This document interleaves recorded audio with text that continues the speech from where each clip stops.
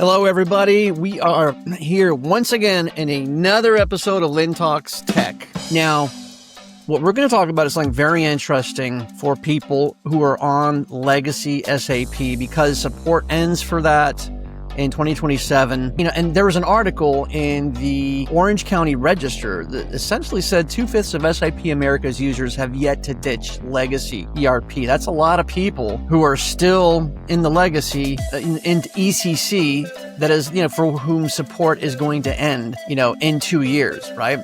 So that's all the time that they have. And basically what we wanted to do is what happens if you don't, right? Because with tens and thousands of people that have not moved away from legacy, they're going to have to figure out what their game plan is. Well, today we wanted to unpack this and find out what it really means for SAP operation teams and how you can turn this countdown into a competitive advantage. And so, Lynn, what say you about this situation?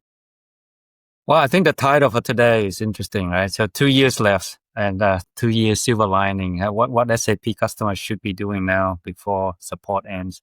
So when SAP says support ends, it's basically they transition to extended support where you have to pay another additional 2% for maintenance to run the software through extended support until I think 2030 right now is the current date that they say will be available. It doesn't sound like a long time, right? So 2 years until end of support, another 3 years for kind of extended support, if you will, for those customers. So as again, the register has an interesting article, and I'll just touch base a little bit about the article. I mean, it's really SAP user group, ASUG, for those who know.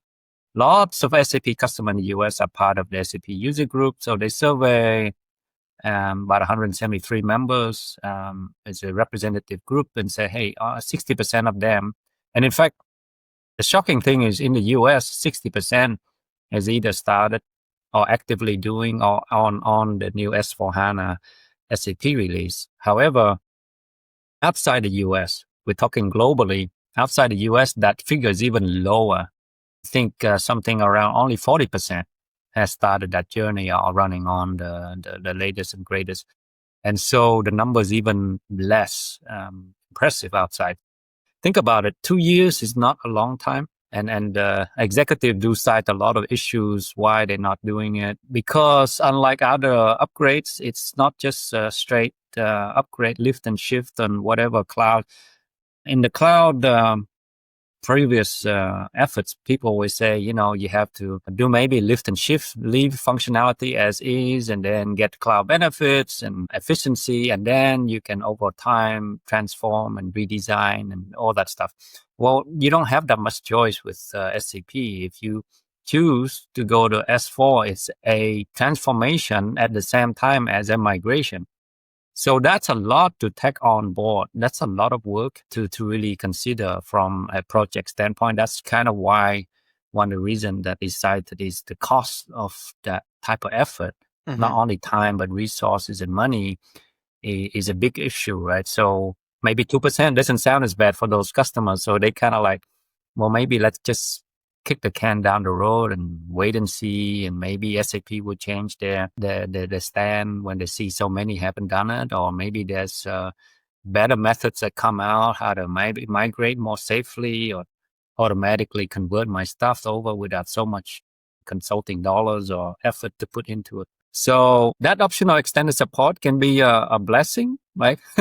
It's not ending 2027. It's not a cliff, but at the same time, we're not talking about something that won't ever happen because SAP wants to decide that at some point they're going to drop support, right? So at the beginning, I want to kind of mention, interestingly, today when we're doing this podcast, everybody know they need to do something because of AI is coming along. There's a lot of pressure on the business to show transformation, efficiency, and, again, right? There's not a single public company doing earnings talk that they don't mention the word AI somewhere in there, whether it's job-related efficiency, lowering cost of doing business and increasing profit margin, all that, whatever it is, right? So today, OpenAI actually said that they reached 1 million enterprise customers. That means wow, 1 million customers have paid as corporate business customer, not end users, but business. 1 million have signed up to be OpenAI customer. Of course, they don't say what size. It could be small, medium, large. But let's just say that is a major. If you think about any software that came along, along the way, 1 million is a very big number in a very short time frame, in about a couple of years. So that being said, people were saying, hey, I'm not doing this anything because AI, they talk about it. It's all fluff. No, it's coming, right? Whether you like it, use it, whatever you think of it. 1 million is a number that OpenAI cited. In relation to that, at the same time, at the other spectrum, the funny thing is that, everybody know OpenAI and Microsoft partner up in initial stages of launching ChatGPT and Microsoft hosting the OpenAI platform in terms of infrastructure. Microsoft just ran their own kind of agentic AI tests in a fake marketplace. And interestingly, that in this test, the agentic AI was given a simple task of ordering pizza. And it fell over. It couldn't even order the pizza because there was too many options, too many choices. It got confused. It's like, do I want Indian pizza, curry pizza? What kind of topping? And then, I want half of this pizza with this. And then, I want it maybe thick or thin or whatever it is that they throw off the AI. So are we ready in this context to give our operational task, or especially running IT critical business, over to an agentic AI? Yes, right? So if you couldn't order off a straight menu, we walk into a pizza store, we know what to order, we like what we like, we pick a bunch of things, we say, throw that on, and then bang. Apparently, it's not so straightforward for an agentic AI to do so. So I want to throw that out as kind of a funny thing, is because on one side, we're talking seriousness of SAP running critical business, and why customers feel like they need to follow along SAP saying, go to cloud, go to benefit from the AI push to get efficiency. But at the same time, IT people are concerned that stuff will just break and won't work, right? And they rightly so. And maybe that's why they're delaying some of this upgrade, right? So it's not just pure money. So, I kind of want to talk about the talking point here is that, first of all, in order for any, let's say, customer who ran SAP for a significant amount of time, which is what I do nowadays, my job is probably 50% today, helping customer devise a path forward with their SAP and IT infrastructure and operations related. So whether it's upgrading, whether it's migrating, whether it's stabilizing current environment so that they can, focus on their project to upgrade while freeing up time because they can automate something, or stabilizing or getting a baseline of the systems. It's a significant amount of work that customers has to undergo, and they have to do it in a very intentional manner, because you can't just say, again, we did this webinar last week, talk about how to give people, 500 hours and an average SAP administrator back in a year in order for them to focus on some of these efforts, right? So again, the complexity is there. The disruption is real.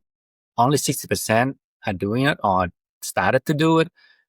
So my experience is from an operation. The longer you wait not doing it, because we talk about AI already here coming, 500,000, enterprise customers sign up for it, is that the longer you wait, how much Band-Aid are you putting on your current systems, right?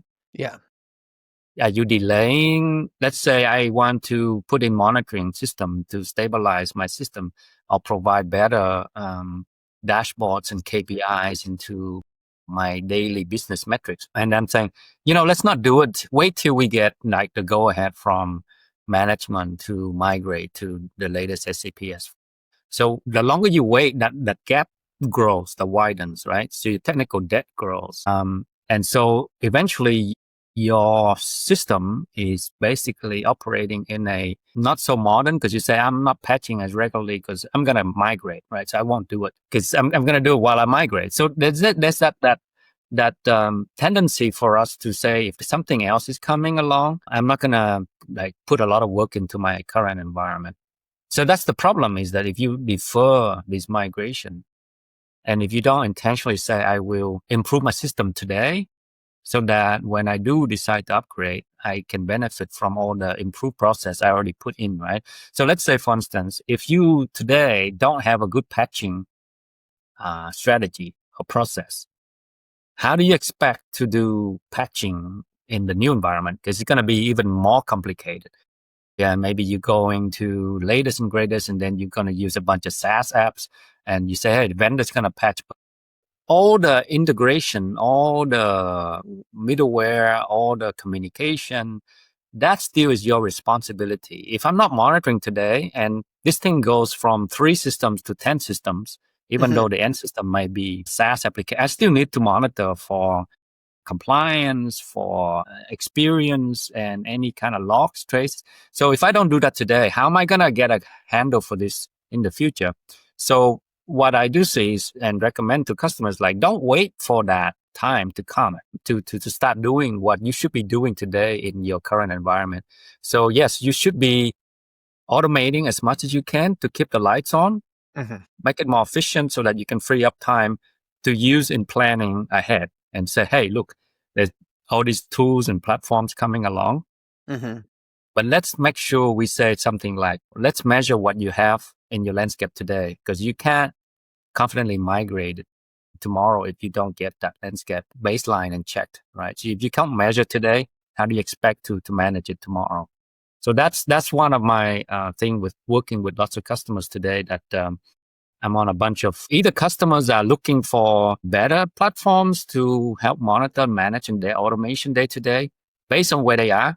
All customers want to look at what it looks like 2 years from now when they've migrated to the latest SAP S4 environment. They all are going through this and asking themselves, should I invest here? Should I invest there? Where should I invest? But the core thing here is that you have to start doing that.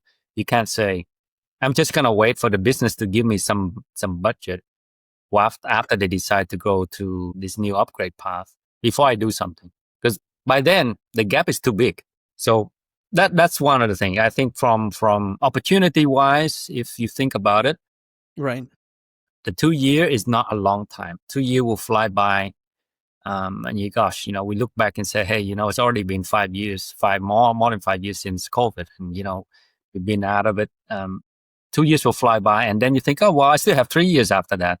And 3 years will fly by too, 5 years in total before you run out of runway to operate an SAP. So some customers today, we do have customers that say, hey, you know what? My business cannot afford to do this upgrade. And we do not see the need because our business process is fine. We are going to not do anything. We're going to, just maintain and then, as is. That's fine. Some minority of customers are in that mode. We know that. There are third-party support that will continue to support them, and that they can pay those organizations to keep the systems running, right? But here's the kick. Even if you do that, you don't have access to now tools that SAP support anymore because you're out of support, right? So those organizations are also asking us, like, what is available to us if we don't keep up with SAP and be in a supported stack? Because they need the solution to keep the system running, right? Yeah. So that's the same very important thing. If you decide not to migrate, you still need something to address your system bottlenecks, your jobs that run every day, anything having to do with supporting your legacy environment. And that's where we come in and say, hey, you know what? Of course, we'll be here when you're on your current state. If you decide to go to some future state, because you start putting in the monitoring, the automation today on your existing system, you can have an extended timeline while you are still being compliant to business, because you say, yes, I do have, my 99.9 uptime SLA. I can monitor it. I can manage it. I can manage the risk as well as, from security standpoint, not just like day-to-day operations. And then from an ongoing operation, let's say half your team is split off to do new business stuff. Yeah. And half of them stay behind. Maybe you hire younger, newer, fresher people just to come in to maintain. This is what I see very common in large customer today. So when they choose to do a project, whether it's to assess the migration, they will bring in junior staff or newer staff that doesn't have to have the all the legacy knowledge about 10 years of their operation. So they can just maintain the day to day. I need to have health check. I need to make sure the day to day requests and my tickets are answered for. But the older folks who are more familiar with the legacy and the operation, why did we implement a business process this way? They get to work on the new projects because they are the input for the requirements for the new transformation process, right? So think about it. If you bring in younger staff, newer staff, what do you need? You need to spend time to train them, right? They can't just come in and like hit the ground running. The best way to do that is link your operations ROI by better visibility in the environment. So if I just show them, hey, here's the dashboard, here's all your systems, here's the health state of it, right? Here's an inventory of my components, all my levels, my versions, etc., right? Here's where I typically have problems any time of the day, the week, the month, where I have periodic processing, month end, payroll, whatever it is. Here's typical areas I need to focus on for my blind spots so that I don't have any unexpected issues that I don't already know about that I can address quickly to resume business. All right. I can already say, oh, here's all of my areas where if something happened, I can already alert the critical people so they jump on and deal with the resolution quickly. Collecting those things are not just about running the business, but it's also what is the baseline for their future state. So let's say, for instance, your user expect seconds response time when they click something. If the business putting in an order expects like half a second response time, you think they're going to expect less when you migrate? Well, nobody migrate and say, and you know what? I want less user experience. I want worse response times, right? No, they want like the same or better, and probably better if you pay millions, right? Well, amazingly, I ask customers these questions like, what is your service level objective for response time for end users or for finance users, for manufacturing users? And they don't have a clue. They don't know. They just say, oh, we get performance complaint by these people, blah, blah, blah. But that's not the same as doing baseline, establishing metrics, KPIs. Because if you don't do this, how are you going to tell whoever your vendor is going to be, whether it's SAP or some managed service provider in the future? How are you going to hold them now that you've transferred perhaps in the SAP migration, you are going to the model where SAP is doing the managed services in Cloud ERP Private Edition? How are you going to hold them to some standard of service level if you don't do it today, right?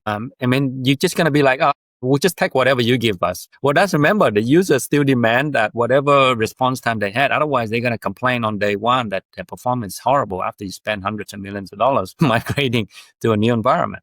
That's the worst thing that could happen, right? So that's one thing I see. A lot of projects, they focus on business, but the technical folks are left behind. They are not given priority, the tools to do proper assessments, establish KPI guardrails around system performance. What are my troubleshooting tools? How am I going to escalate issues? Am I automating ticket creation? Am I automating self-healing processes?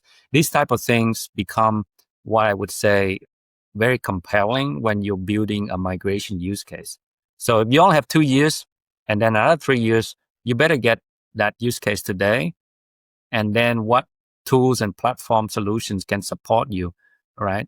And then if you decide that, yes, I'm going to migrate, well, what happened in every migration project? Every migration project begins with data, and the monitoring is where the data lives.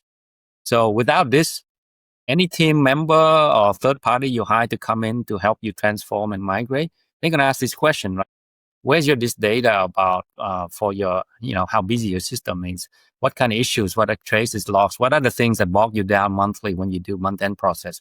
If you don't have the data today, forget about having a migration project of success, because you're just going to migrate and then blindly expect some kind of performance output without the proper input where this data lives today on your baseline system. So that's one of the things we talked about also in building a proper migration roadmap, is to talk about baselining and getting that data in check. Because don't think that just because you implement some new system and then you have some new observability of migration to some new tool that you have all this. You don't, because they're just like an AI agent. If you don't input the proper data, what do you get outside? You don't get anything. It doesn't make up data, right? That's Yeah. called hallucinating. Yeah. It has to use something that's realistic in order to build something useful for you. Yeah. Absolutely. Absolutely. I think one of the things that people think that if I push off a long time, I don't have to do it. Maybe I won't be in this job. Yeah. maybe it's true. Nobody can say for sure, right? But especially what I do think is happening is that the problems we have today, if we don't address it, it's like sweeping things under the carpet. If you have a horrible process in your organization from an IT operations or whatever, if you have it today and you don't clean it up, don't expect that to be cleaned up in some target, right? It's if let's say you have a team and the team doesn't talk to each other because they don't have any tools, collaboration tools or documentation tools to capture knowledge, nothing to automate to show how things work. If you don't have any of that today, why would you go to something else new and have a clean slate to implement? Because you won't have any tool there. And if you're going to go there and you start investigating in tools, solutions, when you get there, it's too late. Yeah. Yeah. It's too late, right? Process is process, and I'd say that you need that to be there. We talked about our last week. We had that webinar. We talked about those hundreds of hours, etc. That's not even to stoke a fear that like, hey, you won't have time to work on something new. But the whole thing is that people also are very, I would say they hear the word automation and they're scared of their jobs. I mean, I hear it's a human nature thing. When something new comes along that does things much better, faster, and more innovative, people are going to fear for their job. But really, automation isn't really replacing any admins. We don't see, like I said, the example of ordering the pizza, right? It's not going to replace. So automation isn't going to replace the SAP admins. It's going to free them up to do better quality work in other things that are higher. So in that sense, More SAP meaningful work too, right? Yeah. So, and that's to say, learning new skills. So, for instance, one of the things that is very complex, one of the reasons SAP customers are reluctant when they start migrating to the new environment is that SAP call it clean core. That means like, oh, you shouldn't customize so much of your business and then change the system that we can upgrade you. So SAP wants them to be on so-called clean core. They call it clean core. And then whatever you wanted to customize, they say, well, don't change the core system. We'll have this development environment where you can build ready to run apps or whatever. And they call it Business Technology Platform, BTP. Right. SAP BTP, it sounds great. It's an evolution over many years. It's been around at least 10 years. SAP HANA has been around 10 to 11 years as well. It's kind of interesting when we launched IT Conductor 2014. HANA just came out as in-memory database. But when I say bring BTP, it's like this. Every customer who needs to go to this new transformative platform will now say, oh, I got this custom stuff I did when I was back in legacy SAP. Mm-hmm. But I still need that. And they say, well, you'd redo it again, but you do it in BTP, in the business technology platform where it's in cloud and blah, blah, blah. Great. Well, BTP is a beast. I should call it beast technology platform. Technology platform. It's monstrous, meaning that you take somebody who's, I'm just going to draw an analogy because I'm dating myself. But, when I was managing systems on mainframe, there was very good tools. They were very solid. But they were straightforward. They deal with mainframes. They deal with, containers and running, and this. And then we came along, we said, oh, there's client server systems. And now things can move along and systems got a little bit more complicated, blah, blah, blah. Well, think about this. BTP is like taking a classical kind of a tool set or interface that somebody's used to for 20, 30 years. And now completely change that to say web-based. So like you remember when we were used to run a fat client, you're running stuff on your desktop. Yeah. And you'd have this kind of GUI interface like a Windows 3.1, right? And then you went to the web and the GUI looks different, right? And you're Yes. like, oh, where do I go? It used to be like character-based menu, and now I've got all these menus, and it's hidden under this menu. So a BTP takes that and multiply by 100. Like you never know where everything is. It's like every app looks different. So how do you become what they call BTP administrator? So a typical SAP basis administrator knows their top, whether 20, 30, 50, we call them transaction codes, right? They know exactly, hey, look up a trace. Oh, you go here. Look up this and go there. We're going BTP. like there's apps galore. There's more than 1,000 apps, and then every one of them has some quirkiness and how to set it up, how to integrate it, how to manage it, how to provision users, how to open up the interface so that public people can get in, systems can connect to it. There's like a whole behemoth of things for each app in BTP. So think about the complexity in that level. So how would you think not having something automated to go monitor it, to manage it, to kind of like consolidate information, you would just be lost in this big, kind of a huge forest of new things. And so one of the things we talk about is like automation can automate the basic things you already know you've done for 10 years. So don't worry about spending time there anymore. Spend time learning the new platform because it's very complicated. Don't think it's like, oh, it's GUI. Remember, we all say, hey, don't have to learn about command line anymore. Don't have to type into the DOS screen because you have all these menus and just go click, click, click, right? Yeah. Well, take that click and say, well, what if there are like 1,000 menu paths? Because there's just so many places to go. Now, documentation is not even keeping up with the ways that they're generating these apps. So if you go to SAP help or you're looking and you type into ChatGPT, it's only as good as the produced, public documentation, like a help doc, whatever, right? Mm-hmm. That's not even up to date. What we find out when we start playing with things like SAP BTP and connecting different applications, the back end of it behind the nice, pretty GUI is a monstrous, like a myriad of things where you have to go dig up. Where do I find how to do something? Where do I find a connect an app? Where do I find information about this API? When something is not working, where do I get the logs to figure out what? Again, don't underestimate. 2 years will fly by if you're trying to learn this platform and make it useful and be so-called efficient, because you need to really start automating your stuff. So that gives you even more time to go learn this new thing. So it's not trivial. And again, people who use the tech, SAP actually just announced new certification.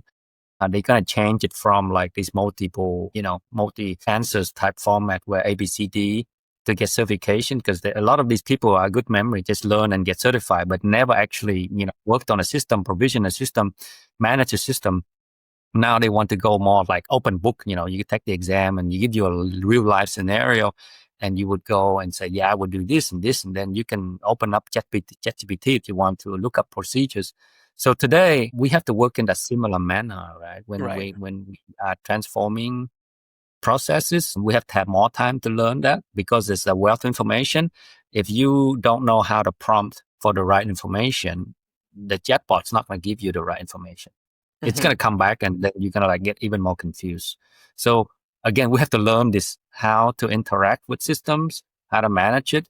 And the only way to do that, I say in my experience, is to spend time. So I spend every day trying to play around with how to best interact with like chatbots and all these AI tools to give you the answer you need. But again, we won't get any of that time unless we spend time automating what we already do pretty well today. And that's really my core message, is that we stress on keeping the lights on and then building the future. But we also at the same time need to automate and stabilize the current platform before we can start transforming to something new and cool in the future. So that's kind of the migration playbook we talk about. And then, the other thing I really want to kind of focus on is like, there's never better time to start. So if you start thinking about automation, you don't need to get everything to start. You need to start basic things, right? Yeah. And really to get the data is the starting point. So what's stopping you from having monitors and visibility into things that you can say, oh, I know that process. I know how that starts and how that ends. I know where all the bits and pieces are. I'm pretty sure I can automate something for this, right? That's a typical scenarios, like, bring me your top 10 pain points. How would I make it better? What data do I need? What process do I need to manage it? And then I can start automating that, right? So if you don't do that today, there's never a better time. So I think really from a journey standpoint, you got to start. Because if you stand there and wait, everybody will you already wait for the perfect situation. Yeah, it'll never be perfect. Yeah. Yeah. It's like I can't start planning a migration because it's too big. I'm like, well, no, you have to chop it up and say, I need to do an assessment, to gather information, to baseline information, right? That's where I think that the mistake is that people just do things and they move on to the next thing because it's like, I need to get tasks done. They never reflect on what they just did and see if I can capture some knowledge from there. That's one of the things we instill on our team at IT Conduct is like, hey, those tickets that we just solved for customers, why don't we capture that knowledge? Because you know what? That knowledge, once you capture it, can be used by our AI agents to gather and suggest possible fixes and remedies for a problem that somebody else may have in the future. So all these are very, you do it one time, you do it 2 times, want to capture that so that the third time you can reuse that information intelligently. And the same thing goes for migrations. Like if you're going to migrate successfully, you're going to go through multiple iterations and testing and mock runs with it. But every one of them is an opportunity to learn, to apply knowledge, and then to improve that, right? That's why we have the IT Conductor Summon tool for the analysis of the migration process, because you can go through migrate 5 times. Each time there'll be something quirky, but then you already have 90% of it analyzed. You know that if I hit this again, I will apply this remedy, right? I already know how long that phase takes, and I can go take a coffee break. I can do this. So learn from that experience. Nothing is going to be 100% exactly the same every time. Yeah. But if you know 90% of that, you can just deal with the 10% exceptions. And that's really what humans are good at, right? Humans are good at dealing with exceptions. Let machines, let tools, let solutions learn the intelligence of like the data gathering and then using that data to help us deal with the 10%. And that's really, I think from an automation standpoint, I think that if you can automate even 50% what you do today, that's a tremendous, head start for your 2-year journey before 2027. So that's kind of my message there is like, hey, everybody's on this journey. Some decide not to go. Somebody already started going. Wherever you are on this journey, there's something to do unless you just plan not to like do anything and maybe retire early or something like that. Everything else is relative. So in the next episode, are we going to talk about the cost of delay, why staying on ECC longer might be costing you more than you think? Yeah. I mean, we can talk about, I think there's the whole leading up to this. And this topic will come up for the next 2 years, right? Let's say next year we're talking about this 1 year into this 2 year, what's happening, blah, blah, blah.